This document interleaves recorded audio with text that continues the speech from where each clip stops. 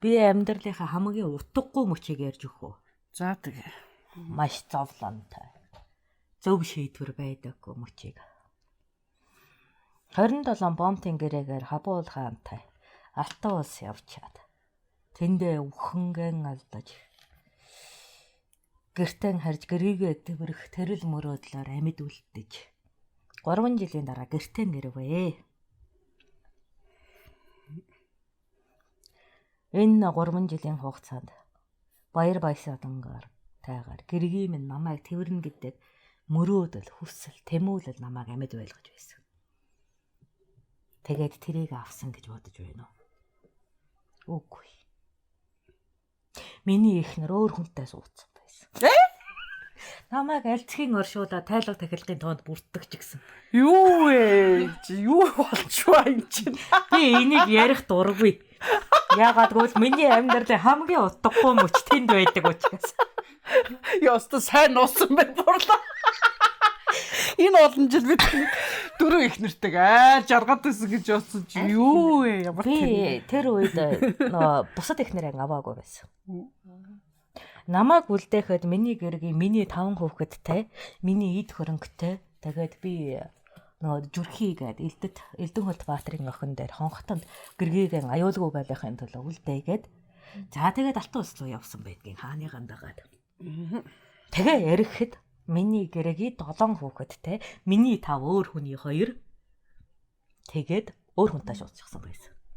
Ямар гачи би яста зовлон байна. Тэгээд хонхтонд гэртэн ирээд гэртэн орж чадахгүй байх шиг зовлон байгаагүй. Та тэгээд гэртээ ирээд сонссон юм те? Хүнээс сонссон юм те? За. Эхнэр өөр хүнтэй суусныг. Ерөнхийдөө хонхтны нөгөө өртөөн дээрээс сонссон доо. Гэхдээ зорж хармаар санагдсан. Ягаад гэвэл энэ 3 жилийн хугацаанд амьдрын гэж тамциж зүтгэж байсны хойгод тэр эмэгтэйг л хармаар санагдсан. Хинтээ суусан болгүй сайн нүчиргал. Бас маш их муур хилэн байсан. Тэгээ муу хүнтэй суусан байх юм бол очиж нөгөөтгийн хөнөөх санаатайгаар хоцсон юм. Харьяана. Наад чи яста дургу үргэсэн мэдээ байна. Миний өөр хамаг уур хүрчлээ буурлаа. Богино хууртай юм шиг. Хус гэж. 2 хүүхэдтэй. Нэг нь хөдөлгөөтөө нөгөөтг нь гидсэнд байсан.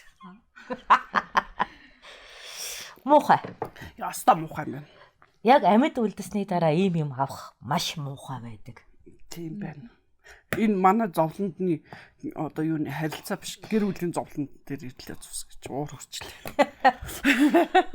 Би амьдралдаа хамгийн амьд үлдсэндээ утгагүй болж байсан юм. Тэгээд тэр чинь нөгөө хилгүү ихнэр мөн биз. Хилгүү ихнэр монээс юм нэ. Яах тараа тэр чинь. Тэгэхэд та ямар их сэтгэл чинь зовж миний мүү хилгүү ихнэр өстө зовж байгаа гэж тэр амьд хүүхдүүдийн өөдөөс сүрж байсан гэж санана. Тэгээд ирэхэд тэр надгүйгээр амьдрах чадвартай эмэгтэй байсан дөө. Яста уйлмаар юм. Амьдрал ийм шудраг бус хандах мөч байдаг. За. Тэгээд бүр хамгийн хэцүү мөч нь хаана байсан гэж сонсохоос илүү харах мөч. Өөрийнхөө гэрт орж чадахгүй тэр үүдэнд нь гацах мөч байсан да.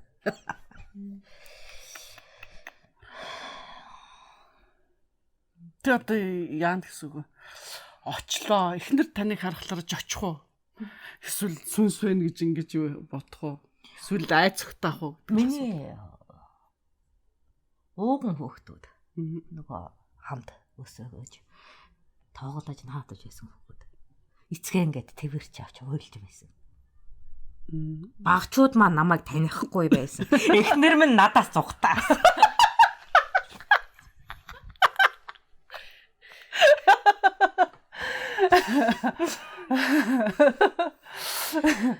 Эхнэрийн минь нөхөр надад гин буруутай мэт урдаас үгж дуурч чадахгүй бүлтгэнэж байсан. Яг энэ мэдрэмжийг амьдралын хамгийн утгагүй наадгаа мэт санагдсан шүү. Хамхас сасарчлаа. Яста амиа хорлол. Би гэргийн хүндэт гээд. Би тэр өдөр гэртээ хонож чадаагүй. Дүүмэн гэдэг утгаараа дүүгийн дан хоноо. Зүрхийг нь тоосон. Тэр үед би ихнэрэн болгоогүй байсан шүү. Зүрхий ч айсан надаас. Тагаад надараа давстай үнс цацсан. Хин Зүрхий. Сүнсэж магадгүй гэдэг. Тэ. Тэнмэл чөтгөр байна гэж бодсон. Үнсэн хөвтөс минь тортог болоход асгар тал уйлаж байсан. Тэгээ тэмтэрж үзээд итгэж ядаж байсан. Зүрхийг тавьшаартал би 3 хоног нулимсыг нь харагдаж та үнэхээр мөн үү тэнмэл чөтгөрөө гэдэг үгийг сонссон гэж боддоо. Гэхдээ тэр тэнмэл чөтгөрт 3 хоног хоол хийж өгчөөд уйлаад байсан гэд бодоод. Энэ хугацаанд би гэртээ очиж чадаагүй. Орч чадаагүй. Хонхтонгийн хоёрхан айлын цаатад миний гэр байхад орч чадахгүй. Амьд байсан дан харуусаж байсан. Ямар ч амьдрах утга учиргүй санагдаж. Зүгээр энэ удаан зүрхийг л харагдах ёстой гэдэг бодолоор хоногон илээсэн юм. Ойлж ягаад зүрхий надад өршөөгөөрэй. Та хэтвэрхий оройтлоо гэж хэлсэн юм.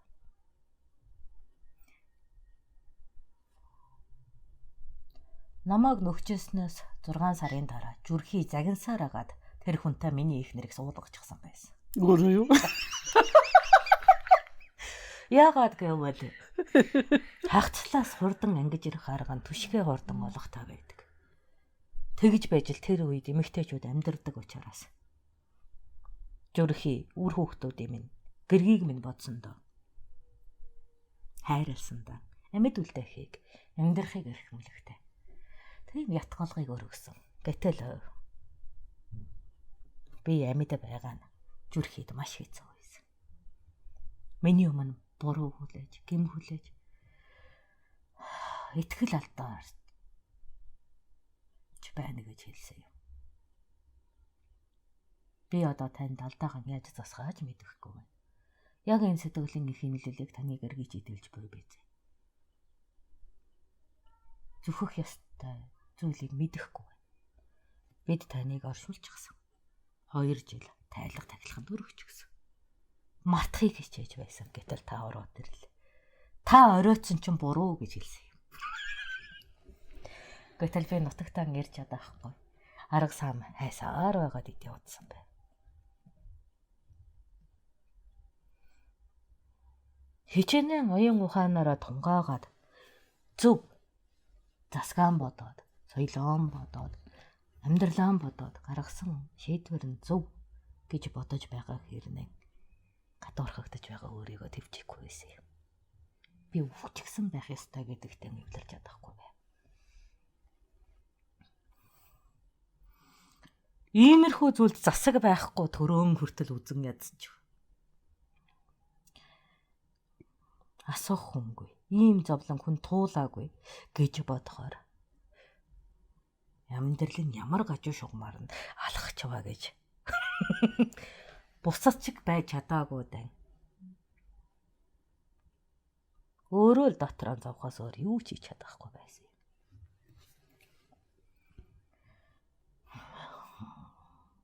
Тэгтээ надад нэг гайхалтай уран байсан юм. Амьдад минь араар тавиагүй юм да гэж бодох өршөөл. Баатай. Зарим эрчүүд амьд байхдаа итгэл алдсан ихнэртэй байдаг шүү дээ. Би ядаж албан ёсоор үгцэн байна. Энэ зовлонгийг тэлж байгаа та баясалтай байсан. Яа одоо тэгэд таны ихнэр одоо яаж ирнэ? Ирсэн үү ирээгүй тэр чигтээ насаар алгуулсан уу? Тэр бол маргаашийн асуудал. Яг анх очиж байгаа бит хоёр юун тэм юм бодох. Яаж хоёр биенийхээ царайг харгаа мэдэхгүй зовсон юм. Ахин амьдрах ийм л утгатай байдаг гэж би хэлээ. Одоо та нар инээж байна. Гэхдээ тэр үед би цусаар уйлах ч амархан байсан шүү. Тийш үү тэр ч одоо хайч ингээ гэр оронд бүгдийг хөөж гарах чи гэрте байж болдго юм уу? Тэгтэр хүүхдээ бодох юм. Өөрөө бас буруутай юм шиг те. Би хайш чи. Нөгөө нөхрийн та таньдаг байсан уу? Тань. Ээ хүрээ. Миний 10-ын жаа байсан учраас. Бас маш дотн анд байсан учраас.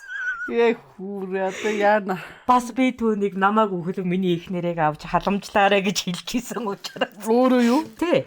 Ягаад гэвэл тиймэрхүү бэлтгэлийг харьд явах гэж байгаа цэргийн хувьд гүйцэтгэх шүү дээ.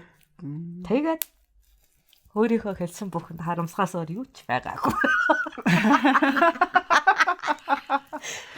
Тэр гэхдээ буруугүй юм биш та одоо яах? Таны үгэнд орсон. Би харин тэрүүгээр бахархах ёстой байхгүй. Тэр үгэндээ хүрээсэн.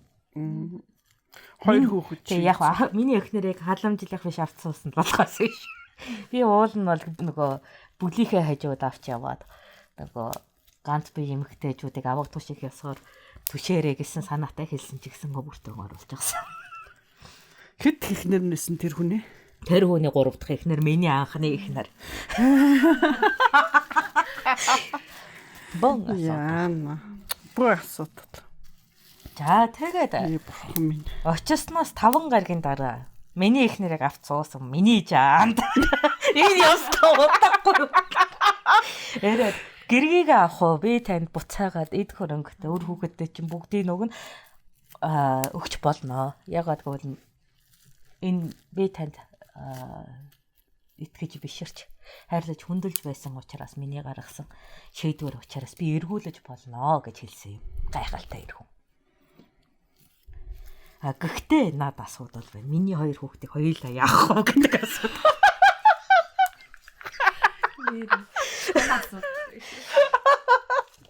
Танд төвөггүй бол гэргийг авч болно.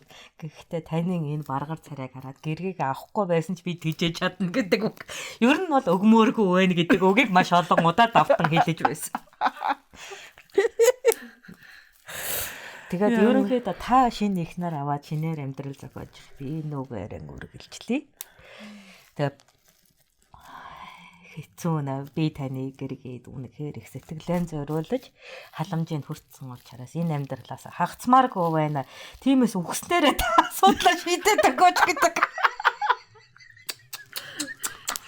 Яана нэр яг ийм хүсэлтийг хүлээж авч байлаа. Би энийг ярих дураагүй. Яаж ярих вдэ наадах ч буур.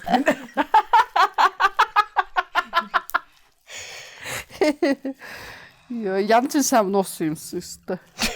Балларсан юм болоо. Хүнд ярихад ичмэр зүйл биш хэрнэн амьдрал томорхондоо болддог. Амьдралын наадгаа мэт мөч учраас. Тийм байна. Хин хин нь үхээгүй хэрнээ байж болох сэтгэлийн хамгийн их хохиролтой мөчлөг учраас. Нэг юм гэхдээ байж болох юм байна. Тийм юм бас зөндөл болсон байна. Зөндөө болоогүй. Зөндөө болдог байсан бол би яаж дамхаа мэдэх байсан. Харамсалтай зөндөө болдог. Үхсэн бол үхэж алга болдог. Амьд бол амьд эргэж ирдэг байдаг. Би хитрхи хоцорсон гэд яг голд нь гацчихсан. Балтай. За тэгээд. Тэгэхдээ энд би гэргийдэн хитрхи хайртай байсан учраас хичнээн зөв гэдгийг нь мэдсээр байж хичнээн хайрлан хүнддэг сайр байж голдоо гомдоод байсан юм. Харамдаад шөнө очиод ирийн хороомоор санагдана. Гэхдээ миний бас ихтгэл таанд миний амьдралд олон тусыг хөргөж байсан. Намайг эзгүүдч олон тусыг хөргсөн байж магадгүй эрг хүнийг аламаар санагдаж атаа горос болоод хардалт миний дотор буцааж байсан юм. Ингээд ухаангүй уудаг өдрүүд эхэлсэн. Яг тэр мөчөд би журам ёсын дагуу ирэх хүн байх юм болж журам ёсыг эвддэг ирэх хүн болж хувь болсон. Би тамхи татдаггүй байж байгаа. Тамхи татдаг болсон. Арх уудаггүй байж байгаа. Арх уудаг болсон. Завхаа үйлдэлийг арай зориглож хийж чадахгүй байсан. Яагаад гэвэл завхаарлаас болж өөрөө хохирчод байж өөрөө завхаа болно гэдэг нь миний ойд орж ирээгүй. Гэхдээ тэр завхаа зүйл биш мөртөө миний дотор угамсаар тэрийг завхаа гэж орилоод байсан. Маш хэцүү. Тэгээд эмэгтэй хүнд итгэл алдаж хаар ахаад эмэгтэй хүнтэй сууна гэдэг ч утгагүй санагдаад. Тэгээ эд хөрөнгөгүй хүн анд гарч чадахгүй. Ядаж байгаад миний зовж олсон хөрөнгө хүнийг болж чад. Авах гэхээр хүүхэд маань хөрөнгөгүй болж байгаа. Ядаж талыг нь хугсыг нь чавмаар санагдах авч яаж хэлэхээ мэдэхгүй. Тэр эмэгтэйгээс зугатааж. Тэр ирээс зугатааж тэр хүүхдүүдээс ай зугатааж. Зүрхийг энд зүгээр л харуус гутарч. Бүгд чиний буруу гэж зүрхийг л ойрлож байсан юм. За ийм нэг тэнийг хэрэг болж байсан юм да. Амш. Та тэгээд яаж даун тулсан? Яаж нүүр тулсан? Ямар тач энэ 2 сарын хугацаанд бол би нүүр тулах тэнхэлгүй байсан. Би альва иймэрхүү нэн хүнд бэрхшээлийн дараа хүнийг 60-аад хоног, за яг 49 хоног 40-60 хоног чи гутарч болно гэж хэлнэ. Тэрнээс удаан байж хэрэггүй. Яг л миний оройтож ирсэн шиг асуудал болдог. Яагаад гэвэл чиний бие эрэхтэн донтолтонд тасаж чи ахиж ирүүлчих чадвараа олно. Чи тэр муу зуршлынхаа бүрэн хамааралтай болно. Тиймээс энэ хугацаанд багтааж сэтгэлээ цэгцлэг арга олох ёстой. Энэ бол эцэг өвгтийн сургаал. Ямар зовлон дээр гэдгийг зөвлөөгүй, зовлон дээр хариу үйлдэл хийх зөвлөгөө байдаг. Тэрийг дагав. Ямар тач 60 хоногийн дотор 49 хоногийн дотор арга олно л гэж хэлжсэн. Гэхдээ яаж гэдгийг үнэхээр мэдэхгүй. Ингээд ижилтгэх зовлон бодоод олохгүй байсан болохоор ерөнхийдөө зовлон дээр гаргадаг нийтлэг их стэцийн, хаадын, ханхуугийн, тайш нарын, ноёдын ерөнхийдөө өндөр боловсралтай тэр үеийнхний аргыг ашиглах чухал бишээр нь ялах гэж. Хүн сэтгэл хөдлөлтөө автгаараа чухал бусаан ялгахаа болдог. Би яг одоо сэтгэл хөдлөлтөө автан чухал бусаан ялгах чадваргүй байна. Ингээд 9 хүслээ игнүүлж, 9 зовлонгоо игнүүлж бичээд чухал бусаар нь ангилав. Тэн дээр энэ зовлонд надад маш их сэтгэлийн зов үүсгэж байна. Гэхдээ чухал уу? Дундаж чухал биш үү гэдгийг 5 бүсээр хуваасан юм. Ухах нь. За, эхнийх нь эрүүл мэндийн хүсэл. Би шаардлагатай байна. Зовлон юм да. Би эрүүл болмоор байна. Зовлон тэгээд хүсэл. Мөн үү? За, энэ чухал бус уу? Хэрвээ би архиж 1 хоног уух юм бол архины хамааралтай болно. Энэ тэгэхээр чухал. Нийгмийн хүсдэггүй зүйл.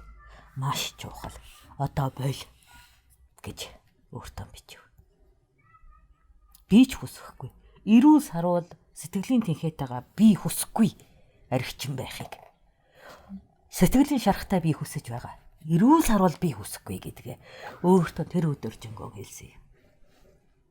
За ингээд дахиж 1 хоног ургахгүйгээр тэр өдрийг давбаа. Эрүүл сарвал өөрийгөө би мэднэ. Эмэгцэгтэй, уул ёсыг дагдаг, бусдад сайхан үлгэр жишээ болохыг тэмүүлдэг тийм хүн би.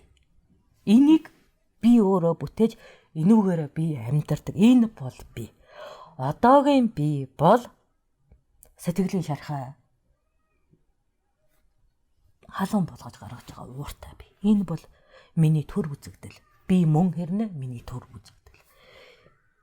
Тийм учраас би өөрийнхөө эртнээс босгосон мөн чанартай үнэнч байж одоо байгаа үнэн чанартай цэг тавих ёстой гэж. Ингээд нэг алхам урагшаалж байгаа. Дахиж 1 хоног ургахгүй учраас шаардалтаар толгой өвдөх нь бүр ихсэн. Тэгтээ ахиж өргөхгүй. Өргөмөр санагдах юм бол тэр хундганд хар ус хийж өгнө. Энэ нь зүгээр л харшаа. Тийм үү? За дараагийн асуудал эдийн асуудал. Надад одоо өмссөн хувцаснаас минь өөр юу ч ялга. Зүрхийн гэрт хоног төгөргөлж байна. Миний гэдэг зүйл намайг өгчихсэн учраас бүгд хүнийх болчихсон байгаа. Би ажил олж хийгээд эхнээс нь эсвэл би танил талаан ашиглаад эхнээс нь бүхнийг олно. Би эхлээд ташууртаач болтуугаа болж би эхлээд гуталтаач болтуугаа болж ямар тааж эдийн талбарт хөдөлж эхлэх хэрэгтэй. Энэ чухал бус. Тэмч чухал биш, дундаж чухал байл. Ягаад гэвэл энд миний оюун санаа огт ажиллахгүй байна. Миний сэтгэл огт идтэй байгаа, идэхгүй байгаа дараа зовхгүй байна. Тийм үү? Би хэрвээ хүнд зөвлөгөө өгж байгаа бол өөр шиг асуудалтай хүнд зөвлөгөө өгж байгаа бол үр хүүхдүүдэд нэн тэргуунд тавь. Чи тэгтээ тэрг өгчээд хоцорч ирсэн юм чинь чи үр хүүхдээсээ юмыг авч болохгүй гэж зөвлөх байсан. Тийм учраас энэ зөвлөгөөг би өөртөө өгөх болно гэж ингэж л хэлсэн юм. Би шуналтай хүн биш. Би ирээдүй өөрийнхөө удам, өөрийнхөө үр хүүхдэд хайр халамжаа идээр үзүүлдэг эр хүн. Би твэрч үнсэх нь цөөхөн. Гэхдээ би хүүхдээ бурмаар дутаах дурггүй. Би хүүхдэн үлгэр ярьж өгдөггүй эр хүн. Бихтэн өвтөө байхыг тэмүүлдэг хөрөнгөн дуртай эр хүн. Тиймээс надаас бүхнийг минь авсан байсан ч хамаагүй би хүүхдэн өгнө. Би хүүхдтэй өгнө. Энэ бол би гэж өөртөө машгарсан юм. Миний өмнөх хүн миний энэ шарахыг авахаас өмнөх хүн үр хүүхдээ өөрөөсөө илүүд тавьдаг хүн. Тиймээс би энэндээ үнэнч байна. Энэ нөхцөл байдалд ч би энэндээ үнэнч байна гэж хэлсэн юм. Ингээд нэг зовлон алга боллоо. Маш их тайвширсан.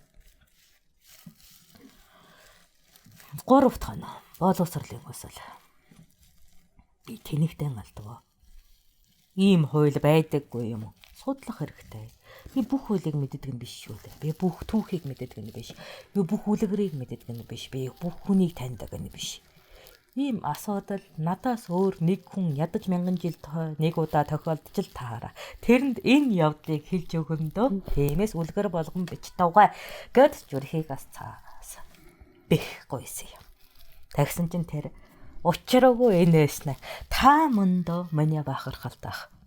Та хамгийн зовсон үед өөрийнхөө сэтгэлийг шархалсан үед, өөрийнхөө эд эрхтнийг шархалсан үед сайн байхыг хичээдэг учраас л би танаар бахархаж үлгэрч явдаг. Та хэний ч туулаагүй тэр зовлонд шаналж байж, одоо босож байна. Энд ч л намайг өдий болтол тэмцэж, эцгэн алдаж, хүнд хүчээр хийлүүлж, эцэггүй хүүхэд тэхэд үлгэр жишээ болж би хэний ч туулаагүй зовлонд хамгийн зөв шийдвэрийг гаргана гэсэн үлгэр болж исэн ах минь учраас танаар би бахаргаж байна гэж зүрхээ маань хэлсэн юм. Тэгтэл би дүүгэн эр нөхөр гүүхээр нь 2 хүүхэдтэй байдгийг ойлгосон юм. Тэр хизээж бусдад хүчээр хийлүүлж хүүхэдтэй болсноо хэлээ. Тэр нь бүр татар зэргүүд байсныг мэдхэд надад үнэхээр харамсалтай байсан. Тэглээгээд тэр охтуудыг тэр хайраар дутаагаагүй. Ойлгож байна уу? Би 2 хүүхэд. 2 хүүхэд. Тийм үү, олон тахиж хүчин төлсөн. Маш олон удаа бүжиг хийлүүлсэн. Хэдий цаг хугацаанд гэж байна? Би мэдхийг ч хүсэхгүй байна. Уучлаарай. Таныг байхгүй байгуур нөгөө би хонхтонд амьдардаг. Би хааны дэргэд амьдарч ийсэн. Би анх удаага хонхтонд ирж ин түүний юу тулсныг мэдэх. Тэр цаг үед юм байна. Хонхтон хэдийгээр ургууд мангуудын дараа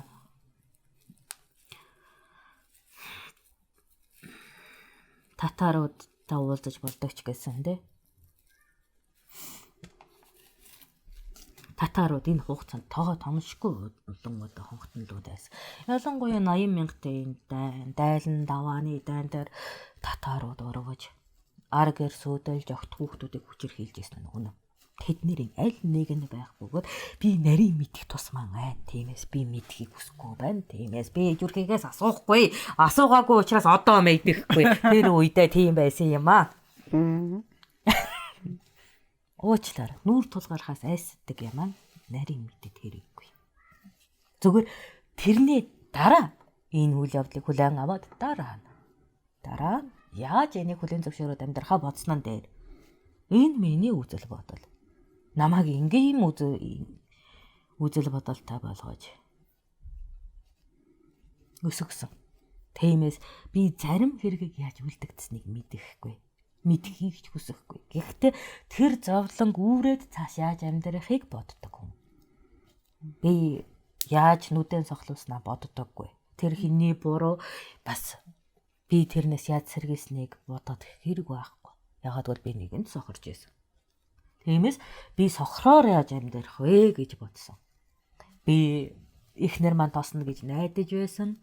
Гэхдээ эр нөхөртэй байхыг тооцоогүй. Гэхдээ яг энэ мөчөд эхнэрээ өөр хүнтэй суулгаад яаж амьдрахаа бодож байна. Яг түүнтэй адилхан зүрхий яаж зовсон хамаагүй. Хоёр охин хайраар дутаахгүй хичээж байгааг харлаа.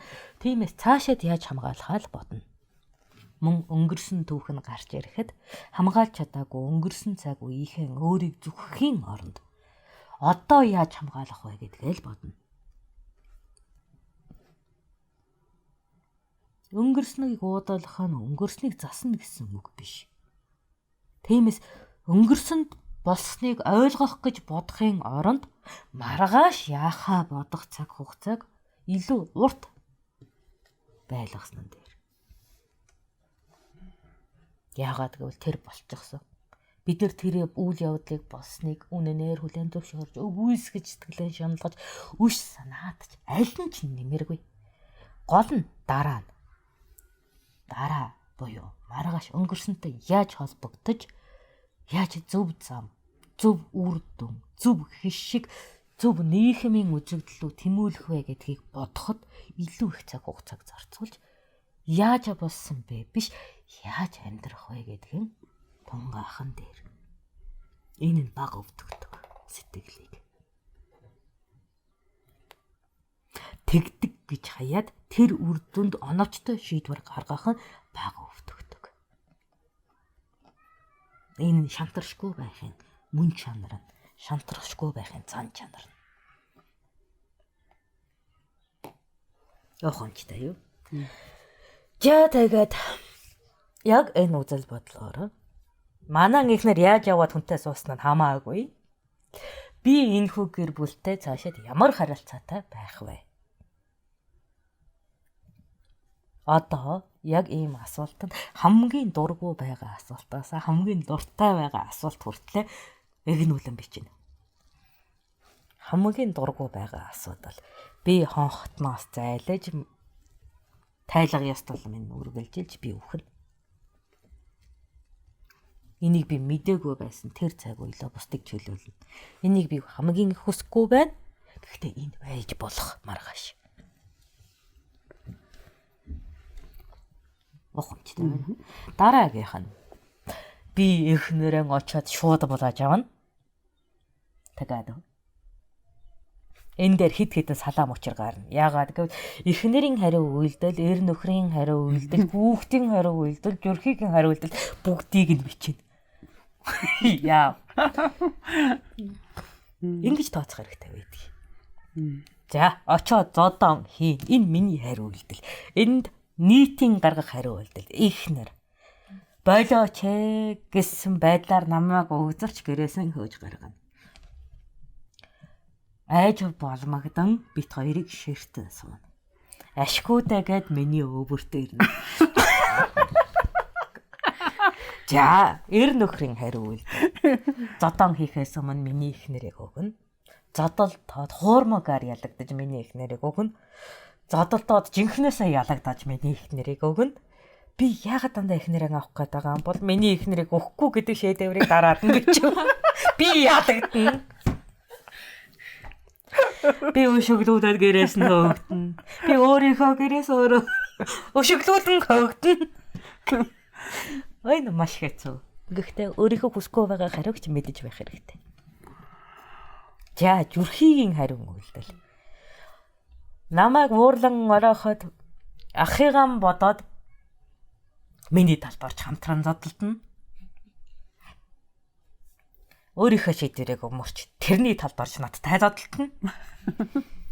Миний эхнэрийн талд орж бит хоёрыг хоёуланг зодно. Зүрхээ зодолтохгүй байх ганц ч магадлал харамсалтай байхгүй байсан. Байх магадлал гэх юм бол тэр өөр аймаг руу өртөөнд явах. Гэхдээ тийм өртөө одоохондоо ирэхгүй учраас магадгүй тийм өртөөтэй үед нь орж би босноосноо дээр байх гэдэг. За үр хүүхдүүдийнхээ нүдэнд би яаж харагдах вэ? Энэ бүх үзэгдэлийг хараад миний хүүхд ээжигээ буруутгах, миний хүүхд аавыгаа буруутгах, миний хүүхд шинэ аавыгаа буруутгах, миний хүүхд зүрхийг буруутгах. Хүүхдүүд ямар нэгэн буруутгал олох чихтэй байдаг. Хэнийг ч буруутгахгүй ойлгоно гэдэг бол тэдний хувьд хүнд асуудал. Би бурууг өөр дөрөн асан дээр гэж бодох уу? Өөр хүн дээр өснөн дээр гэж бодох уу? Энэ хамгийн хэцүү асуудал байсан. Ингээд би хүүхдүүдээс юм болоод очиж цодон хийхээ ойлжсэн. Өөр зам хайхаар шийдсэн юм да. Таныг одоо тэр арх угаал гэж хат хүүхдүүд ирдэ өснө үү?